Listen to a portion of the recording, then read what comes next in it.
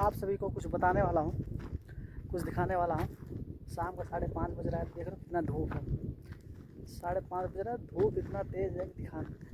आज मैं ये बताने वाला हूँ, जो भाई सऊदी अरब आना चाहता है तो भैया अच्छे से सोच समझ के आइएगा। कहने का मतलब ये है। और रही बात बकरी के काम में, इस तरह के काम में और मजरा के काम में, जो खजूर का काम होता है उसे मजरा बोला जाता है।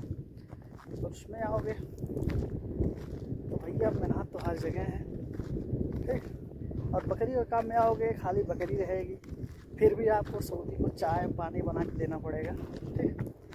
और मैं आप लोग को कुछ दिखाता हूँ यहाँ पानी कैसे बकरियों को पिलाया जाता है, ठीक।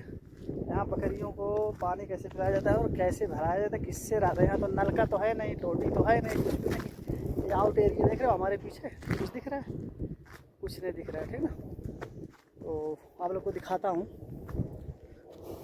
को दिखा रहा हूँ। देखो ये मत्तारा बोला जाता है, ठीक ना। इसमें पानी भरा हुआ है, एक टैंकर पानी आता है और वो टैंकर 350 रियाल लगता है, ठीक। अब सोच लो कितना, 32 लीटर यानी 32,000 लीटर रहता है, इसमें भराया जाता है, ठीक।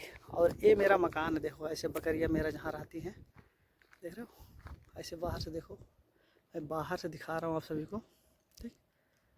इसमें जो है ये देखो टंकी पड़ा हुआ है और ये लोहा लक्कड़ है, जो कचड़ा वचड़ा ख़राब चीज़ें जो बिना यूज के वाले हैं। और ये सब देखो इलाका कैसा है, देखो यहाँ कोई नहीं दिख रहा है, ठीक ना। कोई आदमी दिख रहा है? कोई नहीं दिख रहा है। ऐसे रहना पड़ेगा भाई बकरियों के काम में। आउट एरिया सिटी से हम लोग 50 किलोमीटर दूर रहते हैं, ठीक।